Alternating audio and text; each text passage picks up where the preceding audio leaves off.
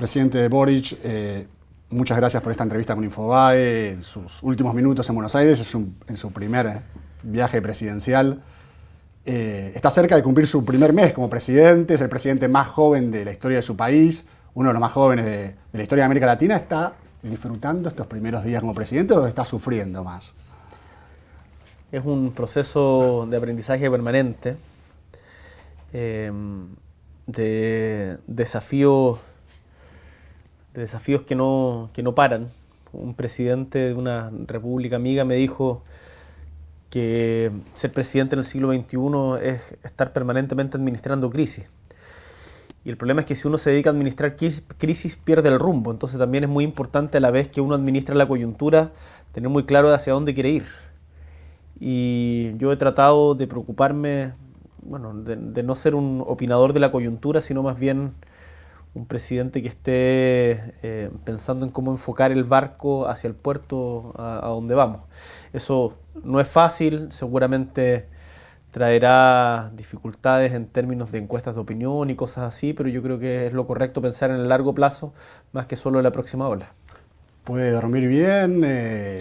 ¿Duerme buenas horas? ¿O todo el trabajo que tiene pendiente, imaginar el trabajo que tiene por delante, lo hace dormir poco en estos días? No, fíjate que tengo el don de poder quedarme dormido con facilidad a piacere. O sea, cuando quiero dormir puedo acostarme y descansar. No todo lo que me gustaría, pero no tengo problemas de sueño. De hecho, sueño mucho. Tengo una imaginación muy fértil en esas horas. ¿Y se acuerda de los sueños? Me acuerdo de los sueños y muchas veces los anoto. Muy bueno. Los anoto, que es una locura, porque ver ese subconsciente a veces es extraño. La elección de Buenos Aires como su primer destino internacional tuvo que ver más cumplir con algo que es una tradición un poco informal entre los presidentes chilenos, o su afición personal que usted ha demostrado tener por la Argentina, por la cultura argentina, por los libros, por la música, por el fútbol argentino también. ¿Qué pesó más? Es una mezcla. Cuando uno llega a la presidencia de la República, entra a habitar una institución que es más grande que uno mismo. Entonces uno no puede llegar pretendiendo barrer con todo lo pasado y con ciertas tradiciones que además tienen sentido. Y hace mucho tiempo que los presidentes de Chile y la presidenta Bachelet también, sus primeras visitas oficiales fueron acá a la hermana República Argentina. Yo quise mantener eso, pero además, como he mencionado en algunos otros medios, tengo un fuerte vínculo con Argentina, pues soy de la Patagonia. Allá no tenemos cordillera, entonces el cruce es mucho más fácil. Compartimos Tierra del Fuego. Y como tú bien dices, la cultura argentina, me crié escuchando punk argentino en conjunto con el chileno y un intercambio permanente de bandas, disfrutando del fútbol. Tuve la oportunidad de conocer a algunos de mis referentes futbolísticos que vinieron a saludarnos acá en la embajada: el Pipo Gorosito, el Beto Acosta, el Polo Quintero, Charly Vázquez. Fue un tremendo honor. Y ahora último también, claro, cada vez más la literatura. Bueno, usted lo presenta de una manera muy, muy poética y muy agradable, la relación en la Patagonia. También dijo, lo escuché el otro día decir que en la Patagonia no hay fronteras. Pero le debo decir que, lo voy a poner en contraste con eso, que también la Patagonia ha sido el territorio donde ha habido más conflictos fronterizos entre ambos países, que reflotan cada tanto, y también mucho resentimiento, un resentimiento que muchas veces hay entre argentinos y chilenos en general, pero en la Patagonia yo he visto entre patagónicos, argentinos y chilenos, mucho resentimiento que aflora a partir de estos conflictos fronterizos que ha habido a través de la historia. ¿Pero por qué el que más? El lugar que más, porque dice que es el... No, hay conflictos fronterizos y tenemos el histórico además las islas. Pero además del 78. Al 78, después fueron los hielos continentales, que parecía todo resuelto, y apareció el problema de los hielos continentales en los años 90, y después ahora volvió a aparecer el tema que ahora ya lo voy a preguntar sobre el tema de la plataforma continental, pero digo, ha habido muchos problemas fronterizos y mucho resentimiento, y digo, cuando lo escucho usted parece más una excepción que la regla que yo he escuchado por lo menos entre los patagónicos. Mira, en Tierra del Fuego, en donde compartimos territorio, ustedes está Río Grande, nosotros tenemos Porvenir, ustedes tienen Tolvin, Ushuaia, nosotros tenemos Cerro Sombrero, Timauquel, y en Porvenir se corre una carrera que se llama la Carrera de la Hermandad, que es una de las pocas carreras en América Latina, por lo menos yo no conozco otra carrera que sea binacional. Es una carrera de autos, no profesional, pero que se corre desde los 70, que incluso se corrió el 78. Entonces, cuando las élites de determinados lugares territoriales se pelean y vociferan, o quizás algún sector minoritario del periodismo vociferan contra los vecinos, la verdad es que eso no representa la mayoría del pueblo. Y lo que yo he visto en la Patagonia es que lo que hay es mucha más hermandad que competencia, un tráfico permanente, una colaboración constante, y por lo tanto creo que eso, lo que tú mencionabas, creo que es más bien una excepción. Ahora, siempre entre los países, entre países vecinos también hay rivalidades, algunas veces sentidas, otras más absurdas, pero lo que yo también he querido demostrar en este viaje es que podremos tener diferencias, por ejemplo, en torno a la plataforma continental antártica, pero si tenemos esa diferencia, tenemos 100 otras cosas en común que nos unen. Y por lo tanto yo voy a trabajar con particular énfasis en aquellas y defenderé mi punto de vista en la que tenemos diferencias. Justamente sobre este tema de la diferencia que hay respecto a la plataforma continental, ¿ha podido conversar con el presidente Alberto Fernández en concreto cuál es el mecanismo que ustedes piensan utilizar para resolver esta diferencia? ¿Hay diferentes maneras de hacerlo? ¿Han podido ponerse de acuerdo cuál es la manera de hacerlo? No hemos conversado el detalle, pero confío mucho en que esto se va a realizar vía diplomática, que no, espero que no sea necesario llegar a ningún otro tipo de instancia. Y en cualquier caso, ese es un camino paralelo que no va a detener el proceso de colaboración e integración en todas las otras materias en las que estamos trabajando: energética, cultural, política, sanitaria, económica y tantas otras. Mire, usted justo acaba de enumerar una cantidad de títulos sobre acuerdos que se han firmado. Yo como periodista he cubierto un montón de cumbres entre presidentes en las cuales se anuncian muchos proyectos y después se hacen pocos. Se hacen pocos, ¿no? Y entre Argentina y Chile he visto muchas cosas. Mire, hay uno que es célebre, que hasta casi bromeamos muchas veces los periodistas, entre Argentina y Chile, que es el túnel, la baja altura en Agua Negra, entre San Juan y Coquimbo. Sí. Lo hemos empezado a escuchar con el gobierno de Cristina Kirchner hace 10, 15 años. Después Mauricio Macri con Piñera también volvieron a poner ese tema como que ya se iba a hacer. Todavía no se ha puesto ni una piedra ahí, el proyecto está medio congelado. Si no es uno de los que mencioné yo.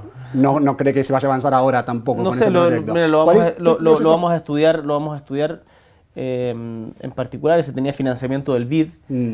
A nosotros nos interesa, por cierto, potenciar la integración fronteriza con Argentina. Hay muchos en Cajamarca, en Santa Cruz, en Neuquén, hay muchos lugares en donde se puede hacer, y lo de Aguas Negras tenemos algunas observaciones ambientales y de conveniencia, pero que no me cabe ninguna duda lo vamos a resolver. Y lo que me dijo Alberto respecto a eso es, bueno, 15 kilómetros más allá, 15 kilómetros más allá, no, o sea, más acá, no, que el problema no hay una obsesión de que sea en un determinado lugar. El punto es que sea en el lugar donde a ambos países más les conviene, y lo vamos a revisar.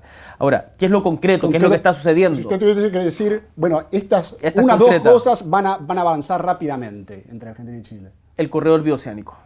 El corredor bioceánico en el norte, que involucra también a Paraguay, Brasil, bueno, el norte de Argentina y Chile, es algo que para nosotros es tremendamente importante, a lo que le vamos a poner prioridad, y en donde creemos puede ser una herramienta de integración comercial tremendamente importante para unir el Pacífico con el Atlántico, y además acortar los tiempos de viaje de productos que se exportan hoy día a través de ya sea el canal de Panamá o a través de los canales del sur, y poder pasar bastante más rápido. Entonces, esto va a ser más arriba que Aguas Negras, esto va a ser a la altura. Mucho más arriba, estamos hablando más arriba, estamos en el límite norte de Argentina, donde colinda con Paraguay.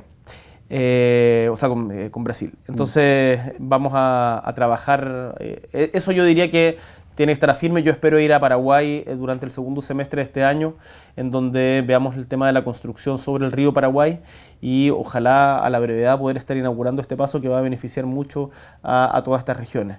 Otro tema que nos parece tremendamente importante es el tema del gas. Nosotros tenemos parte de la industria instalada, no el 100%, pero parte, para poder avanzar en procesos de licuar gas, Sabemos que ustedes tienen reservas muy importantes en Vaca Muerta, sabemos que eso no está conectado todavía en la red central y creemos que por ahí podemos hacer swaps o buscar diferentes alternativas que nos complementen energéticamente, no solo en tema de gas, también energías renovables no convencionales o energías limpias como el caso del hidrógeno verde en el sur. Yo diría que ahí hay dos cosas bien concretas en las que espero que tengamos resultados pronto. Además hay cosas que no son tan tangibles. Siempre que se habla de relaciones entre los países se habla del intercambio comercial. Nosotros tenemos un intercambio comercial de más de 5.000 millones de dólares. Las inversiones chilenas en Argentina generan cerca de 125.000 empleos. Nosotros esperamos y vinimos de hecho con empresarios de diferentes rubros, y pequeños, chicos, medianos, cooperativas, empresas grandes. Esperamos poder aumentar la inversión chilena en Argentina y viceversa, que aumente la inversión argentina en Chile, dándole todas las certezas de seguridad jurídica que se requieren para ello. Pero no es solo de plata las relaciones comerciales, las relaciones bilaterales. Queremos fomentar el intercambio cultural.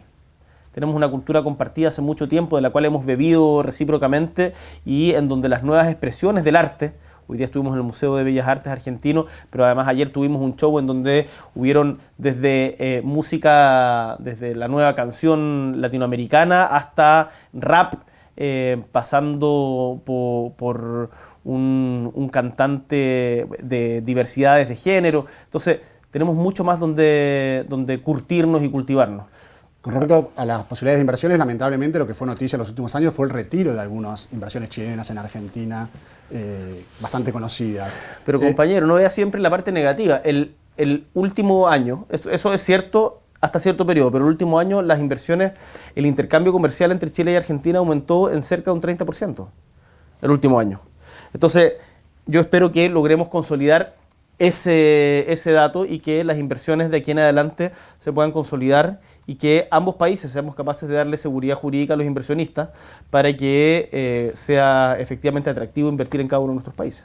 Presidente, en principio, en su visita al Congreso de la Nación se esperaba que usted también se vea con la vicepresidenta, Cristina Fernández. ¿Ha tenido alguna noticia porque eso finalmente no ocurrió? Yo entiendo que estaba en Calafate, o no sé si en Calafate o en Santa Cruz, pero yo encantado me reúno. Esta era una visita de Estado, en donde nos reunimos con el Poder Judicial, con el presidente de la Corte Suprema, con el presidente de la Cámara de Diputados, Sergio Massa, bueno, por cierto, con el presidente de la Nación, y con la vicepresidenta adjunta, o no recuerdo la vicepresidenta subrogante, sí, del Senado. Si hubiese estado acá la senadora Cristina Kirchner, encantado me reúno con Cristina, y bueno, yo creo que tenemos todos que hacer el mejor empeño para que a nuestros países les vaya bien, y si nosotros podemos colaborar en algo en eso, yo estoy totalmente disponible. Le pregunto porque seguramente en estas horas aquí, y ha conversado con muchos funcionarios del gobierno nacional, a lo mejor le han comentado algo o ha podido aprender de las dificultades que tiene una coalición de gobierno. Lo conozco. Porque en este momento en Argentina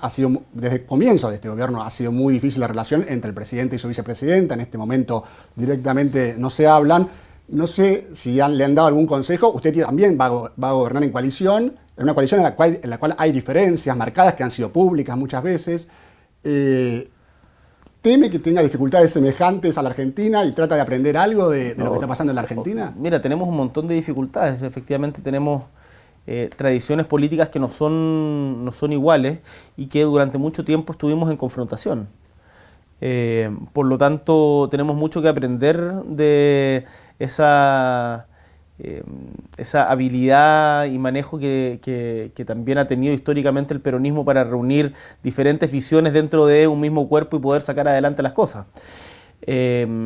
Ahora, nosotros no somos calco ni copia de nadie, estamos creando nuestro propio proyecto. Chile tiene una cultura coalicional de muy larga data en el siglo XX. Del siglo XX al XXI, todos los gobiernos, salvo la dictadura y un gobierno de Eduardo Frei Montalva, que fue de partido único, todos han sido gobiernos de coalición y por lo tanto no tengo ninguna duda de que lo vamos a lograr sacar adelante. Su llegada al poder obviamente generó noticias en todo el mundo y obviamente usted se la caracterizado, la principal caracterización que usted hace sobre usted se lo define como una persona de la nueva izquierda. ¿Usted se siente cómodo con esa caracterización y en tal caso ¿cómo definiría la nueva izquierda? ¿En qué se diferencia de la vieja izquierda? No, yo creo que no hay virtud per se ni en la juventud ni en la novedad. si uno afirma o trata de afirmar su discurso, tanto en la juventud como en la novedad, se está poniendo una fecha de caducación muy pronta. Yo espero que a nosotros nos juzguen por nuestras obras, por nuestras acciones y por la manera en que defendemos nuestras convicciones y principios. Ahora, es evidente de que la izquierda tiene el deber de estar permanentemente reimaginándose. Si después de los aprendizajes del siglo XX y del derrumbe de lo que se consideró el campo socialista, hubo un periodo que se llamó la década ganada, en particular en América Latina, que tampoco terminó bien porque no tuvo continuidad y porque algunos de los proyectos que allí se manifestaron no solamente no tuvieron continuidad, sino que tuvieron desviaciones autoritarias que no son deseables. Creo que es importante que nosotros tengamos, recogiendo tanto los aciertos como los fracasos y los errores, la capacidad de reinventarnos, y nosotros estamos en ese proceso. Ahora, ¿qué significa eso en concreto? Tenemos que incorporar nuevas demandas o nuevas agendas. La agenda medioambiental y la lucha contra la crisis climática provocada por el ser humano es central tiene que ser central en nuestra política, no solamente a nivel de Estado-Nación, sino a nivel latinoamericano y mundial. La agenda del feminismo, que no es una agenda sectorial, sino que tiene que permear a todas las políticas públicas, es algo tremendamente importante. La nueva relación que tengamos con los pueblos indígenas que preexisten a la formación de los Estados-naciones es también relevante. Y, por cierto, el viejo anhelo de las izquierdas, que es la construcción de estados que garanticen derechos sociales universales sin importar el tamaño de la billetera o el lugar de la cuna. Y en eso tenemos mucho que aprender de la historia. Me voy a detener en uno de los puntos que usted enumeró, que es la relación con los pueblos indígenas, porque en este momento, tanto Chile como la Argentina, en la Patagonia precisamente, están viviendo un conflicto similar, mucho más agudo en Chile todavía que en Argentina, con grupos extremistas mapuches que no reconocen la autoridad del Estado Nacional, tanto de Chile como de Argentina, y que han tomado las armas y piden una reivindicación histórica que vuelvan a su poder las tierras ancestrales. Usted ha dicho que quiere dialogar con ellos, que quiere plantear el problema de otra manera a la que se viene planteando, pero apenas ayer o anteayer la coordinadora Arauco Malleco, la CAM, ha ratificado que no quieren dialogar con usted, que no piensan dialogar con usted, casi se burlan de usted, dicen que es un progre buena onda, y dicen que ellos rectifican la lucha armada para recuperar sus tierras ancestrales. ¿Qué se hace con este problema? A ver, varias observaciones. Nosotros consideramos la Patagonia un poquito más al sur que donde está radicado este conflicto. Este es un conflicto histórico que data por lo menos desde 1860, en el mal llamado, donde parte el mal llamado en Chile proceso de pacificación de la Araucanía, que fue más bien un proceso de usurpación y despojo. Y desde entonces esto ha tenido diferentes épocas.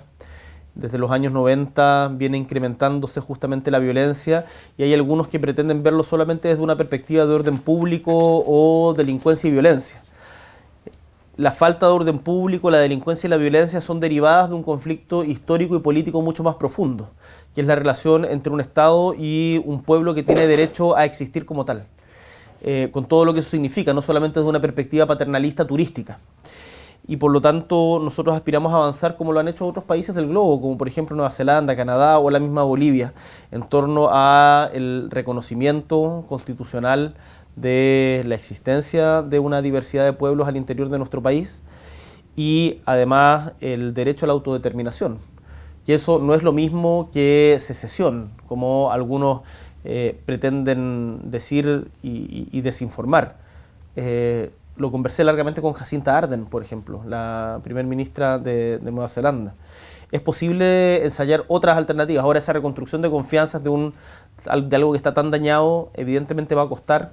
Hay mucho trabajo que hay que hacer bajo cuerda, mucho trabajo que hay que hacer en silencio, sin pretender ganarlo a partir de maniobras comunicacionales. Ahora, por cierto, uno tiene que marcar ciertos límites. Y quienes crean que la vía de las armas es la manera de solucionar un conflicto político e histórico de estas características, desde mi punto de vista están equivocados, pero además como presidente de Chile tengo el deber de hacer respetar la ley y el Estado de Derecho. Bien. ¿Y qué incluiría esta autodeterminación que usted dice, recuperar parte de sus tierras? Bueno, tiene que ver con la reconstitución del territorio, y que pueda haber una autonomía respecto de ese territorio. Y esto, ¿Autoadministrarse significa en esos territorios? En algunos términos, esto es algo que está en discusión en este momento, por ejemplo, en la Constituyente, en donde ciertos conflictos de determinadas características entre comunidades indígenas puedan ser tratados bajo el ATMAPU, en vez de llevarse a tribunales de policía local, por ejemplo. Entonces hay diferentes mecanismos, insisto, hay ejemplos exitosos de esto mencionaba Canadá, Nueva Zelanda, también Noruega o algunos países nórdicos. Bolivia tiene mejor relación que nosotros hoy día y yo creo que se puede aprender de aquello y tener una resolución pacífica de esto o por lo menos avanzar en esa dirección. Ahí sin lugar a dudas también hay otro problema, o sea, cuando hay actividades extractivistas como por ejemplo las forestales en territorio que es evidentemente o territorio que es conflictivo. Las forestales tienen que entender también de que no pueden permanecer ahí como si nada. Aun cuando hayan arrendado esos terrenos y los estén trabajando hace tiempo. Esas son conversaciones que tenemos que tener acá. Nadie le va a imponer unilateralmente a nadie. Esto tiene que ser una conversación que es difícil. Insisto, son negociaciones que no se anuncian por la prensa. Pero sería ingenuo desconocer que la actividad forestal hoy día en el sector de la Araucanía, la provincia de Arauco, no es parte del problema. Bien. Le va a costar con gente que no lo reconoce a usted ni como presidente, digo, pero va a ser un trabajo arduo. Y bueno, si hay gente que no me... O sea, eso... yo no puedo obligar a todos quienes... a caerle bien a todo el mundo, pero yo soy el legítimo presidente de todos los que habitan en el territorio de Chile. Y en ese sentido tengo que ejercer la autoridad que el pueblo de Chile me ha mandatado. Presidente, voy a volverlo sobre otro punto. Usted, en varios pasajes de su campaña presidencial, dijo que Chile era reconocida como la cuna del neoliberalismo en América Latina y que usted se iba a encargar de que también sea la tumba del neoliberalismo en América Latina. Primero quería que usted me precisara, ¿usted define como neoliberalismo lo que hubo en Chile desde la dictadura de Pinochet hasta hoy? El neoliberalismo en Chile se instala a fines de la década de los 70 con el experimento que llevan adelante, o la reconversión económica que llevan adelante los discípulos de Milton Friedman, conocidos como Chicago Boys, en el plan laboral, en el sistema de entre comillas, seguridad social, que es el sistema de AFP, en el incentivo a ciertas industrias como justamente la forestal, en la concepción subsidiaria del Estado que permea todo el proceso constituyente, toda la constitución actual, y que después de tantos años de dictadura inevitablemente permeó la sociedad chilena también. Entonces, estas no son cosas que se cambian por decreto, son cambios culturales que demoran mucho tiempo. Yo no espero que en los 4 años de nuestro mandato podamos cambiar todo lo que no nos gusta, pero sí espero de que logremos haber dado un giro de timón, pero un giro de timón no de manubrio de Fórmula 1, sino de timón de crucero gigante, de esos que doblan más lento, que cuesta hacerlos, pero para que hay que mantenerlos firmes. Y el neoliberalismo desde el punto de vista no solamente económico, sino también desde el punto de vista del individualismo o del sálvese quien pueda, en materia de derechos sociales es algo que efectivamente nos interesa superar. Pero por eso yo le preguntaba, ¿usted cree que el neoliberalismo también fue parte de los gobiernos de la coalición de centro-izquierda, la concertación que gobernó Chile durante la mayor parte? Todavía estamos con la misma constitución. Y eso, tal como lo han dicho representantes importantes de lo que fueron los gobiernos democráticos post-dictadura, hubo la ingeniería con la que se armó el entramado institucional chileno estuvo hecha precisamente en términos de sus mismos creadores, para que, aunque ganaran sus adversarios, no pudieran modificar sustantivamente las reglas del juego. ¿Y qué es lo que significa eso? Que, por ejemplo, la idea... Mira, en Chile no solamente nos privatizaron la salud, las pensiones, la educación, sino que privatizaron el concepto mismo del Estado. Y eso es algo que nosotros, adecuándonos a las discusiones que se han dado durante el último tiempo en el mundo, tenemos justamente que revertir. En Chile tenemos que crear un sistema de seguridad social, una educación pública mucho más fuerte, tenemos que crear un sistema de salud que no dependa de la cantidad de plata que tienes en el bolsillo, la calidad de la salud a la que accedes, y eso tiene que ver justamente con el entramado institucional. ¿Usted cree que el modelo que aplicó Chile, yo no hablo de la dictadura, le hablo de los 30 años desde la recuperación democrática en Chile, ¿el modelo que aplicó Chile fue un fracaso? Creo que el realizar juicios tan categóricos y palabras tan categóricas que son muy cuñeras, pero que nos sirven para hacer política y nos sirven para hacer análisis históricos complejos, sería un error de mi parte. Yo tengo una visión crítica del proceso de transición, pero también me parece evidente de que tuvo éxitos innegables, como por ejemplo la fortaleza de sus instituciones o la considerable reducción de la pobreza que se dio desde el gobierno de Elwin en adelante. Incluso durante el gobierno del presidente Lagos hubo una reducción bastante significativa de la desigualdad, no suficiente, pero significativa para los términos de la desigualdad chilena. Entonces decir que estuvo todo mal, que fue un fracaso, que esto fue, o que, como decían otros, esto era el paraíso, Chile era el paraíso de América Latina, que somos los jaguares de no sé qué, ni lo uno ni lo otro. Tuvimos luces y sombras y tenemos que aprender de nuestra experiencia para poder mejorarla. Sí, a esto me refería yo cuando lo estaba preguntando sobre estos temas, porque evidentemente Chile tuvo durante todo este periodo un aumento importante de su PBI, un aumento de su índice de desarrollo humano, creo que es el más alto de América Latina, baja pobreza, baja inflación, baja desigualdad, y es cierto que comparado con el resto de los países de la región, se veía a Chile como un modelo, casi como una isla, como un oasis en América Latina, con mucha inestabilidad. Y esto pero mira lo que pasó en nuestro país el año 2019. Sin duda había demandas pendientes que estaban como subterráneas, ¿no? Que estaban totalmente subterráneas. Nosotros venimos de los movimientos sociales. Ahora, que yo venga de los movimientos sociales o que venga de quienes hemos sido críticos de justamente los últimos gobiernos no significa que crea que se haya hecho todo mal. Si cada uno que llega al gobierno cree que se hizo todo mal antes que uno, la verdad es que cuesta mucho avanzar porque los países no se construyen desde cero. Ahora, Chile efectivamente tuvo tasas de crecimiento importantes durante 20 años, pero hace 10 años que estamos con la economía estancada y eso no es culpa en específico ni de Piñera ni de Bachelet. Es culpa es responsabilidad de una sociedad entera, de la cual yo soy parte, que no ha sido capaz de actualizar su modelo de desarrollo en términos de mejorar la productividad, mejorar, por ejemplo, los encadenamientos productivos, mejorar, por ejemplo, las transferencias tecnológicas, mejorar, por sobre todo, la redistribución de la riqueza. Chile sigue siendo un país profundamente desigual. Entonces, ¿está todo mal? No. ¿Somos el paraíso de la tierra? Tampoco. ¿Podemos mejorar mucho? Sí, y lo queremos hacer vía institucional. Lo queremos hacer vía institucional, haciendo reformas profundas y que sean estructurales. Y eso significa una redistribución de la riqueza para quienes la generan, que son principalmente los trabajadores y trabajadoras. Una de las claves de este modelo que siguió Chile durante los últimos 30 años fue una alternancia entre dos coaliciones de centro-izquierda y centro-derecha que se vino a romper con tu llegada a la presidencia, con una coalición más a la izquierda que la anterior.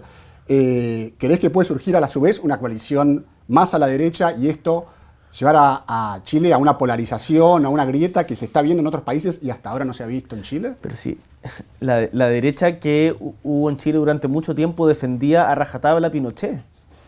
Lo fue a ver a Londres, le negaba las violaciones a los derechos humanos. Y estaba un poco alejada ahora en Chile. Solo empezó a condenarlo cuando se le descubrieron los robos de plata. Entonces, ¿por qué me dice centro-derecha? ¿Qué significa centro-derecha? Eran como partidarios de las privatizaciones más brutales. ¿Qué significa centro-derecha en esos términos? Ahora, yo creo que todo ese eje es un poco, depende mucho de la realidad de cada país, pero es evidente de que hoy día hay una ultraderecha en el mundo que tiene diferentes manifestaciones, desde, Orbán en Hungría, Trump en Estados Unidos, Bolsonaro. Acá yo creo que Bukele tiene algo también de desviaciones autoritarias que son preocupantes. Y también en Chile existen. Nosotros le ganamos un candidato en segunda vuelta que era claramente también de ultraderecha. Eso ya existe en Chile.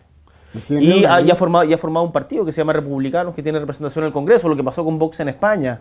Entonces, eso no es una novedad y toda acción contiene una reacción en sí misma. Y por lo tanto es importante que nosotros, para poder hacer cambios que sean estructurales, construyamos las mayorías que sean capaces de sostenerlas en el tiempo y no caigamos en un voluntarismo de decir porque yo creo que es correcto, lo voy a impulsar a rajatabla como sea, aunque no sea mayoritario en la sociedad chilena. Lo importante es que logremos conectar o convencer, ser cómplices con el sentido común mayoritario de un pueblo. Si no, finalmente vamos a estar en un péndulo permanente y ese péndulo permanente genera grietas. Bueno, eso es lo que ha pasado mucho en Argentina, en Brasil en los últimos años. Y hasta ahora en Chile no ocurría entre las dos coaliciones que yo le decía. Por eso, bueno, nosotros vinimos a Argentina con una delegación que incluía a representantes de la gran mayoría de los partidos políticos, incluido las fuerzas de derecha, que fueron un gobierno con el presidente Sebastián Piñera, porque hay ciertas cuestiones que son políticas de Estado y yo esperaría que no solamente las relaciones internacionales se dieran en ese marco, sino también cuestiones como la política energética o que la nueva constitución que estamos haciendo, el plebiscito de salida que tenemos sea un punto de encuentro entre los chilenos y chilenas y no un punto de división. Y a mí me interesa, no le tengo miedo a los grandes consensos y a los consensos transversales, el punto es quienes participan de ellos. Durante mucho tiempo los acuerdos se entendían como solamente parte de una élite. Hoy día el pueblo movilizado, el pueblo organizado es parte inherente de la transformación de la sociedad. Déjeme hacerle dos preguntas sobre Chile y después pasar a temas regionales. Una es que una de las cuestiones que caracterizó a Chile también en estos 30 años de democracia es una gran apertura comercial al mundo. Chile debe ser el país de América Latina con más tratados de libre comercio con Estados Unidos, con Europa, con China. ¿Usted cree que hay que revisar esta apertura? ¿Es proteccionista? No, yo estoy muy a favor de la apertura del comercio entre los pueblos. Creo que es deseable que tengamos tratados con diferentes naciones y ningún país, más aún en estos días, se va a salvar de manera autárquica. Acá, y esto lo he señalado en diferentes foros, o nos salvamos juntos o nos hundimos por separado. Y ahí yo esperaría que Chile se ubique principalmente en América Latina y que recuperemos toda la cooperación o potenciemos toda la cooperación que necesitamos en nuestros países de la región. Y de ahí, por cierto, miremos al resto del mundo. El centro del mundo hoy día, si alguna vez estuvo en el Mediterráneo, después en el Atlántico, hoy día está en el Pacífico. Y claramente lo que podamos hacer ahí y la tremenda costa de Chile nos da una importancia que yo creo que va a ser clave en el comercio de América Latina hacia justamente el Pacífico. Pero yo soy partidario de mantener tratados con la mayor cantidad de países del mundo, pero ojo, sin que esos tratados limiten nuestra forma de desarrollo. ¿Significa eso revisar multilateralmente? Porque queremos ser capaces de decidir nuestro propio destino. El último fin de semana el New York Times publicó una nota que hacía referencia a que Madrid se está transformando en el refugio de muchos latinoamericanos, como antes lo era Miami, de muchos latinoamericanos de clase media, en países donde empiezan a ganar, a triunfar gobiernos de izquierda, coaliciones de izquierda, y tienen miedo por sus ahorros, sus pequeños ahorros. No se habla de elites, de millonarios, sino de profesionales, de pequeños empresarios que se mudan a Madrid asustados por las subas impositivas que prometen los nuevos gobernantes de izquierda, porque no van a poder desarrollar trabas para los negocios o para sus profesiones. ¿Teme que en Chile pase algo parecido? Yo espero que no, y yo no quiero plantear la reforma tributaria que nosotros estamos trabajando como algo adversarial. A mí lo que me parece importante es que todos tenemos que saber que un país que no está cohesionado es un país que no puede crecer. Y Chile hace 10 años que no crece, sustantivamente, digamos, o con tasas muy inferiores a su potencial. Entonces, necesitamos redistribuir de mejor manera la riqueza. Eso hay que ser cuidadoso en colocar los incentivos donde corresponden para no destruir la inversión. Hay que ser cuidadoso para que un objetivo también siga siendo, más que el crecimiento, el desarrollo.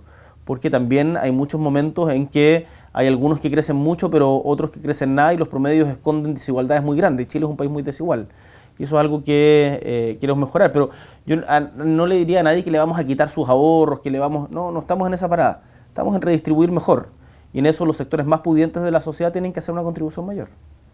La reforma del sistema de pensión, que es uno de sus objetivos en Chile, ¿cómo la va a hacer justamente para no quitar los ahorros a los ahorristas que vienen ahorrando en las AFP? ¿Pero por qué se los quitaríamos? Aquí sí es así. Nosotros no queremos quitarle los ahorros a nadie.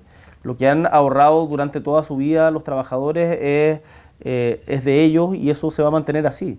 Y lo que nosotros decimos es que tenemos que construir un sistema de seguridad social en donde, además del ahorro individual, exista un ahorro colectivo que permita justamente generar un colchón que sea común para que las pensiones de la mayoría de nuestros compatriotas sean dignas.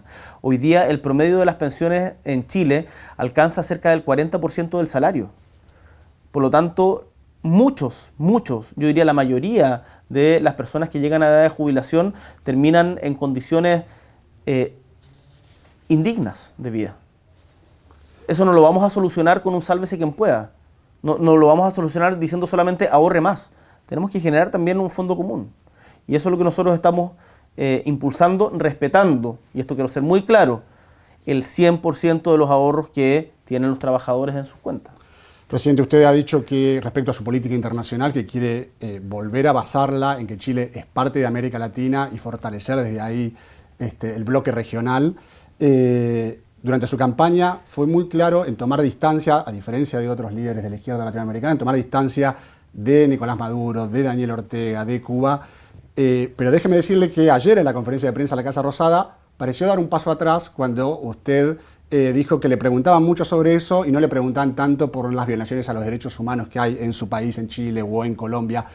Y en ese caso parecería ser que suele ser la manera en la cual se minimizan o se diluyen lo que está pasando en Venezuela y Nicaragua comparándola con las violaciones en derechos humanos que evidentemente existen en todas partes del mundo. ¿A usted le parece que son del mismo nivel de gravedad? Pero obvio que no son del mismo nivel y ni siquiera las que ponen en...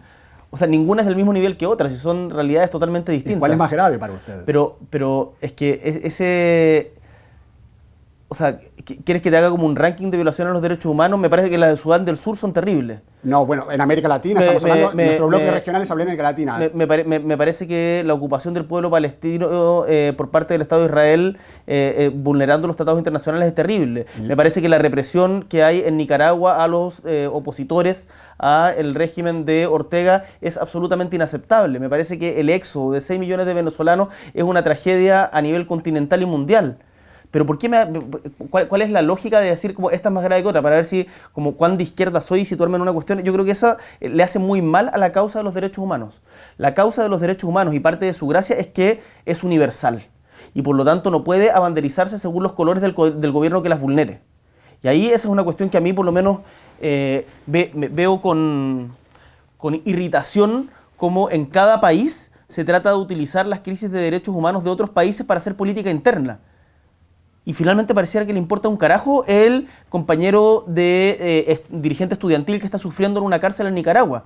Lo que le importa es tratar de hacer un punto en la política interna para tratar de pegarle al gobierno de turno.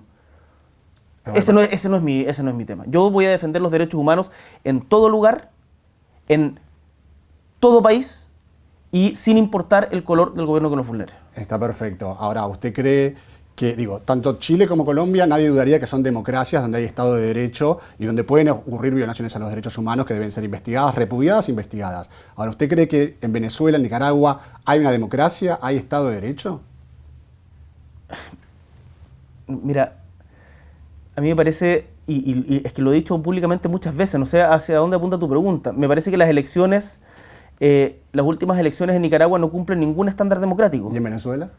Y me parece que lo que estamos haciendo hoy día en el Grupo Internacional de Contacto en Venezuela, en el cual Chile está colaborando, que se está llevando adelante en México, para que las próximas elecciones en Venezuela sean reconocidas, sean legítimas para toda la gente que vive en Venezuela y también para toda la comunidad exterior, es un trabajo tremendamente importante. Mira lo que pasó en Barinas recién. ¿Qué pasó en Barinas? Finalmente la familia Chávez perdió el poder. ¿Y eso fue reconocido? Sí. ¿Es un avance? Fue primero fue peleado, fue peleado dos veces la elección tuvo que hacerse. Lo sé, y fue reconocido. O sea, me parece que nuestro rol hoy día tiene que ser colaborar en todas las instancias, por ejemplo, en el caso de Venezuela, en el Grupo Internacional de Contacto, para que la democracia y la voluntad del pueblo venezolano triunfe. Y además, ojalá que los venezolanos que han tenido que partir por diferentes motivos y han abandonado su país también puedan ser parte de las elecciones. Eso yo creo que también debiera ser un hito importante. Pero por supuesto que ese no es nuestro camino. ¿Pueden hacer algo más los líderes latinoamericanos por que se recupere la democracia en estos países? O sea, yo veo que lo del Grupo Internacional de Contacto en el caso de Venezuela es lo que más avance ha dado en el último tiempo. Porque hay mucho trabajo que es silencioso y menos estridente. Cuando hubo un grupo de mandatarios que decidió viajar a la frontera con Colombia, casi haciendo como una cuenta regresiva de Año Nuevo, en Cúcuta, para tratar de generar un cambio en la situación venezolana, la verdad es que ¿colaboró eso? ¿Tú crees que eso colaboró en algo a mejorar la situación? Yo diría que no. Entonces, acá no se trata de quién se pone la capa y se vuelve el superhéroe y trata de tener el mayor liderazgo. No, estos trabajos se hacen más silenciosos y sin tener doble estándar. Eso yo creo que es lo principal en materia de derechos humanos. Y si mañana, si en Chile se violaron brutalmente los derechos humanos durante la dictadura cívico-militar del 73 al 90 y nosotros recibimos mucho apoyo, por ejemplo, del pueblo venezolano. Entonces, nosotros estar como, no, es que si lo hace Maduro, mejor miro para el lado porque se supone que es de izquierda. No, yo no voy a caer en eso. Bien. Presidente, muchos de los líderes latinoamericanos que han sido presidentes en su momento, después han sido investigados por casos de corrupción, en algunos casos con muchas pruebas muy concretas, y ellos han esbozado una teoría del lawfare, que usted la habrá escuchado, que es que el establishment económico, junto con la justicia, les inventa causas judiciales para perseguirlos por sus ideas políticas, en realidad. ¿Usted ha analizado esto? ¿Está de acuerdo con que existe este lawfare que perseguiría a los presidentes progresistas, o los mandatarios, o los líderes progresistas latinoamericanos? Yo creo que, cada caso tiene que ser analizado en su mérito. No conozco los detalles judiciales de cada uno de ellos. He visto, por ejemplo, el caso de Dilma, en donde me parece que evidentemente hubo una operación de sectores políticos corruptos para tratar de deshacerse justamente de su liderazgo. Pero no conozco el caso específico de cada uno. Es evidente de que han habido situaciones de corrupción que son inaceptables y que es irrelevante si la persona que realiza acciones de corrupción se llama de la manera que se llame. Y por lo tanto, en cualquiera de esos casos se tiene que investigar, y por eso es importante también mantener la independencia de los tribunales, que es algo que también en ciertos lugares en América Latina se ha visto fuertemente cuestionado. Y eso, de nuevo, da lo mismo si es de izquierda y de derecha. La corrupción y la prevalencia de los intereses privados por sobre los intereses comunes de un país no puede ser legitimada según el color de quien lo realice. Y eso yo lo voy a defender a rajatabla en mi país, que es donde me corresponde, y esta es mi declaración de principios hacia el mundo también. ¿Cuál es su dirigente latinoamericano favorito de las últimas décadas? Tengo un profundo respeto por Álvaro García Linera. Creo que su elaboración ha sido también de gran ayuda para su elaboración intelectual y su desempeño en la vicepresidencia de Bolivia ha sido muy interesante, muy interesante. Por cierto que la historia de...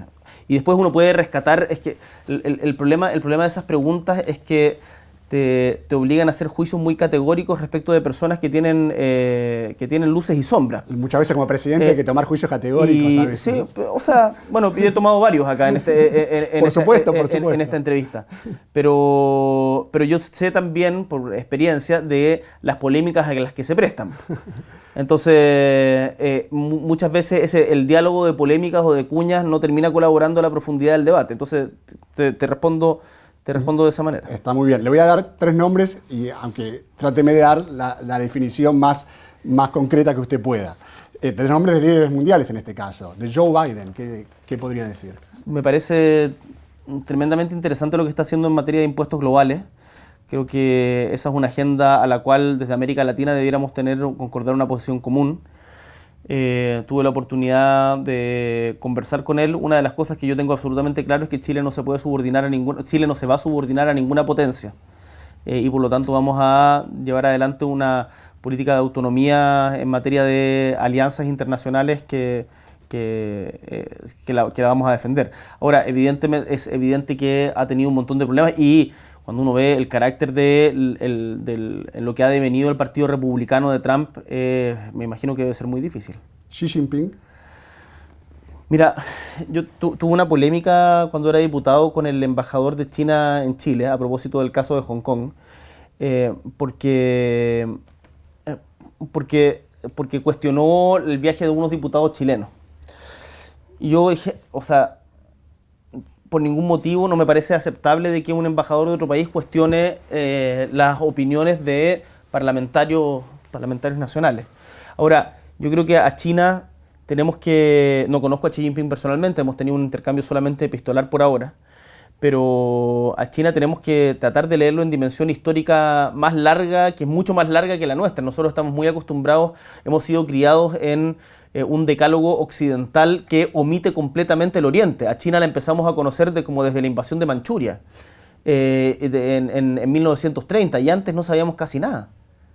Entonces me faltan antecedentes para poder darte una opinión más profunda todavía. Vladimir Putin. Me parece que es un autócrata. Creo que es evidente que está realizando una guerra de agresión. He podido, también por interés, estudiar un poco más de la cultura rusa, panrusa, principalmente desde 1917 en adelante, pero también algo de antes. Y creo que lo que está haciendo Putin hoy día es inadmisible y tiene que ser inadmisible para la comunidad internacional. Sin embargo, me parece que la lógica de las sanciones internacionales está muy bien cuando se utilizan para presionar, por ejemplo, en este caso, para ir a las negociaciones para terminar la guerra.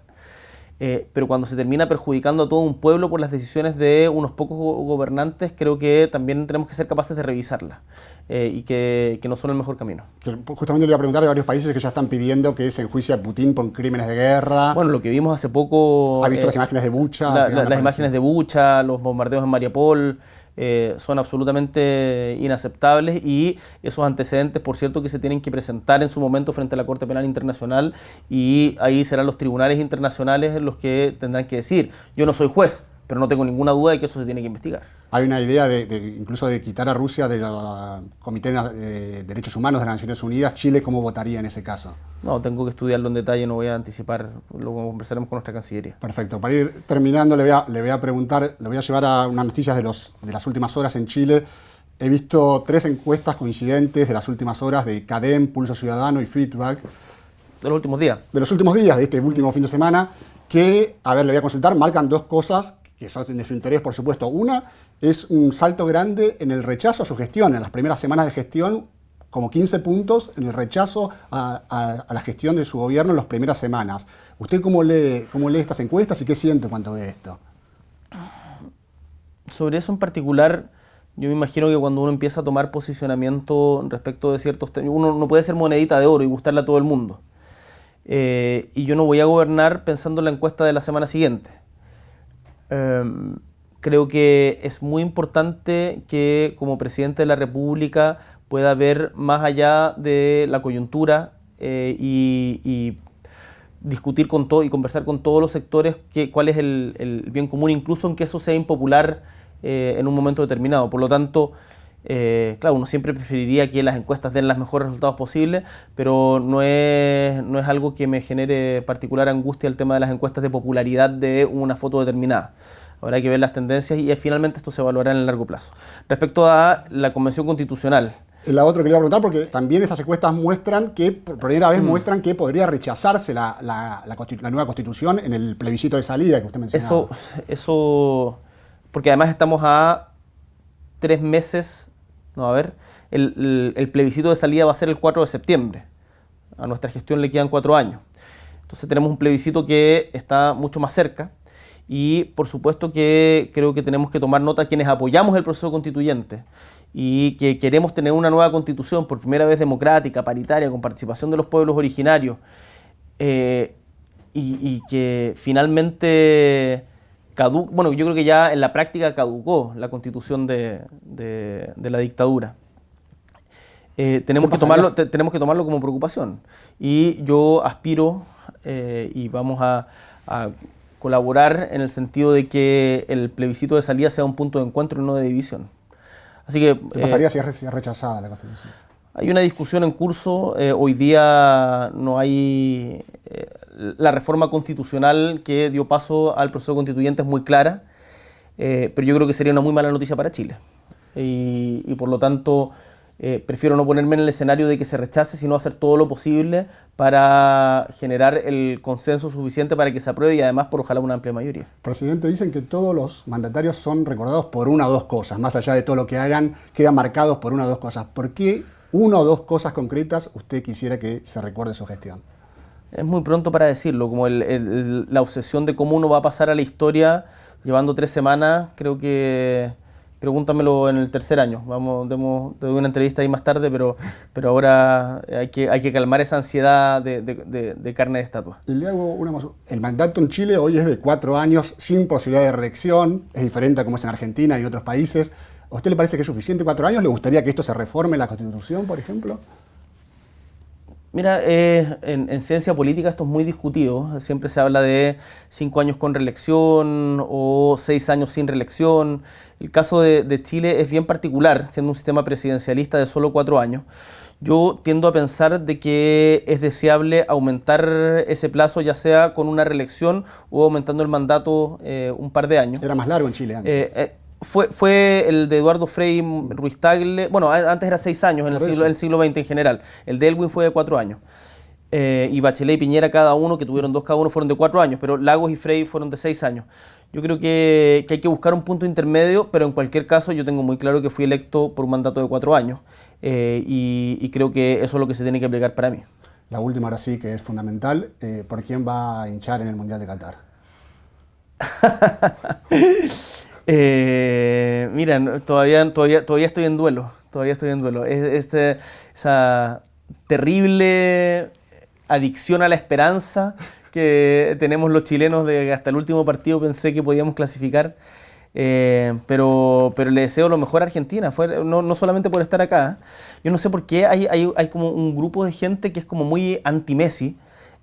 Yo tengo el mayor respeto por Lionel y me encantaría que un jugador del calibre que él tiene, además bueno, con los tremendos jugadores que tiene el equipo de Argentina hoy día, pudiera tener una copa. Para mí yo creo que sería un motivo de alegría continental.